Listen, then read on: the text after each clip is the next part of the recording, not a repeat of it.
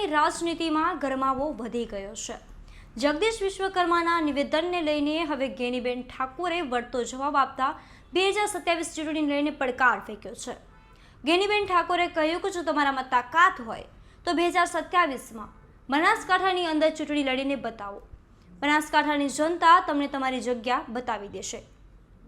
તો તમને જણાવી દઈએ કે જગદીશ વિશ્વકર્મા દ્વારા નિવેદન આપવામાં આવ્યું હતું કે તમારા ગઢમાં તમારી સીટો તમારા પલ્લુમાંથી આંચકી લેવામાં આવી છે। નમસ્કાર, તમે જોઈ રહ્યા છો ગુજરાત પ્લસ ન્યૂઝ અને હું છું મમલ।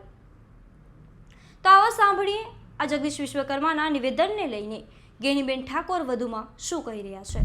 આમ તો મેં કીધું કે ભાઈ બનાસકાંઠા જ્યારે હું લોકસભાની ચૂંટણી લડતી હતી તો ત્યાંના મતદારો 18 આલમ 36 કોમે મેં ખાલી વાત કરી કે હું એક મામેરું માગું છું, દીકરી તરીકે, બેન તરીકે, બનાસની બેન તરીકે।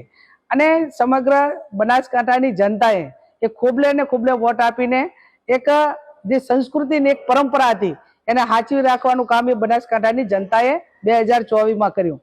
એ બનાસકાંઠાના પુત્ર, બનાસકાંઠાના દીકરા તરીકે જ્યારે એ વાત કરે છે ત્યારે એ બનાસકાંઠાની જનતાનું એમને અપમાન કર્યું છે। એમને માફી માંગવી જોઈએ।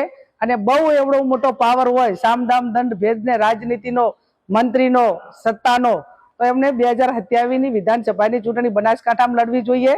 અને હું પણ મારા મોવડી મંડળને વિનંતી કરીશ કે જ્યાં પણ જગદીશભાઈ વિશ્વકર્મા ચૂંટણી બનાસકાંઠામાં લડવા માંગતા હોય ત્યાં મને પણ ટિકિટ આપે।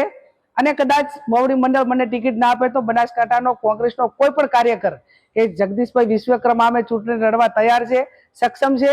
અને એ ટાઈમે બનાસકાંઠામાં જે એમણે જે ઉચ્ચાર્યા છે શબ્દો, જે અપમાન કર્યું છે, અને બનાસકાંઠાનું પાણી શું છે ને એ 2027માં ચૂંટણી લડે અને ત્યાં આવે અને પછી બનાસકાંઠાની જનતા એ એમનામાં કેટલો દમ છે અને એમનામાં કેટલું પાણી છે, પાણી બતાવવાનું કામ એ બનાસકાંઠાની જનતા કરશે।